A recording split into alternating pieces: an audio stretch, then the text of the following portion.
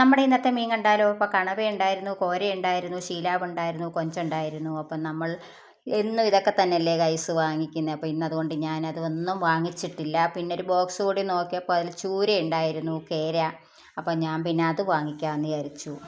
അപ്പോൾ ഈ വലിയ മീനൊക്കെ വാങ്ങിച്ചാൽ എനിക്ക് വെട്ടാൻ വലിയ ബുദ്ധിമുട്ടാണ് ഗൈസ്. അപ്പോൾ ഞാൻ അവരെ കൊണ്ട് തന്നെ വെട്ടിച്ചാണ് എടുക്കുന്നത്. അപ്പോൾ ഇന്നും അതുപോലെ ഞാൻ പറഞ്ഞു എനിക്കൊന്ന് വെട്ടിത്തരാൻ പറഞ്ഞു. അപ്പോൾ അങ്ങനെ എൻ്റെ മീനാണ് ഈ വെട്ടുന്നത്. അപ്പോൾ ചൂര വാങ്ങിച്ചാൽ അച്ചാറാക്കാമല്ലോ എന്ന് കരുതിയതാണ് ഗൈസ്. അപ്പോൾ ഇന്നത്തെ സ്പെഷ്യൽ നമുക്ക് ചൂര അച്ചാറാക്കാം. അതുകൊണ്ട് ഇന്ന് ചൂരയാണ് ഞാൻ വാങ്ങിച്ചത്. അപ്പോൾ പിന്നെ അതൊന്ന് വെട്ടുവാണ്. അപ്പോൾ വെട്ടുന്ന വീഡിയോ കൂടി ഞാൻ എടുത്തതാണ് ഗൈസ്. അപ്പം വലിയ മീനൊക്കെ വെട്ടാൻ അറിയാൻ വയ്യാത്ത ആരെങ്കിലും ഉണ്ടെങ്കിൽ ഇതൊന്ന് കണ്ടു പഠിച്ചോട്ടെ എന്ന് കരുതിയാണ്. അപ്പം ഞാനൊക്കെയാണ് ഈ വലിയ മീൻ അങ്ങോട്ട് മേടിച്ചുകൊണ്ട് പോയാൽ രണ്ട് സൈഡും ഒന്ന് വാർന്നെടുത്ത ശേഷം പൊളിക്കും. പൊളിച്ച് കഴിയുമ്പോൾ പകുതിയും മാംസം തൊലിയലിരിക്കും.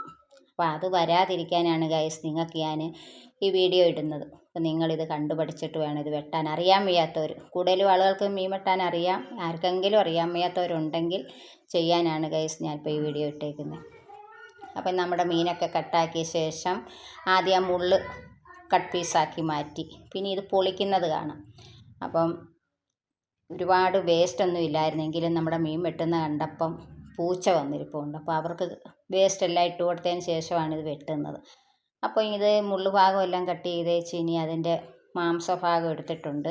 അപ്പോൾ അത് ഓരോ കട്ടാക്കിയിട്ട് പിച്ചാത്തിക്ക് ചേന്തി ഇങ്ങെടുക്കും. ഒരു ശകലം പോലും മാംസം തൊലിയലിരിക്കത്തില്ല ഗൈസ്. കണ്ടോ, ഇതേപോലെയാണ് ഈ മീനെല്ലാം വെട്ടിയെടുത്തത്. അപ്പോൾ അതുകൊണ്ടാണ് അറിയാൻ വയ്യാത്തവർ ഇത് നോക്കി പഠിച്ചെടുത്തോട്ടെന്ന് കരുതിയാണ് ഗൈസ്. അപ്പോൾ ഇങ്ങനെ ആർക്കെങ്കിലും ഉപകാരപ്രദമായിക്കോട്ടെ എന്ന് കരുതിയാണ്. അപ്പോൾ എനിക്ക് വലിയ വലിയ മീനൊന്നും വെട്ടുന്ന അത്ര വശമില്ല, അതുകൊണ്ടാണ് വെട്ടിച്ചെടുക്കുന്നത്. അപ്പം ഈ മീൻ വെട്ടുന്ന കാരണം ഒരുപാട് പേര് മീൻ മേടിക്കാൻ ഇവിടെ വന്ന് നിൽപ്പുണ്ട്. അപ്പോൾ അവർക്കും ഇതൊരു ബുദ്ധിമുട്ടായി. അവർ വന്ന് നിന്ന് ബോറടിക്കാൻ തുടങ്ങി. അപ്പോൾ ഈ മീൻ ഇത് വെട്ടിത്തീരാതെ അവർക്ക് കൊടുക്കാനും പറ്റത്തില്ല. അപ്പോൾ അവരും മീൻ വെട്ടുന്നതൊക്കെ ഇങ്ങനെ നോക്കി നിൽക്കുവാണ് ഗൈസ്. അപ്പം നമ്മൾ കേര വാങ്ങിച്ച അച്ചാറിടാമെന്ന് വിചാരിച്ചത്. അപ്പോൾ ഇന്നിത് വാങ്ങിച്ചത്.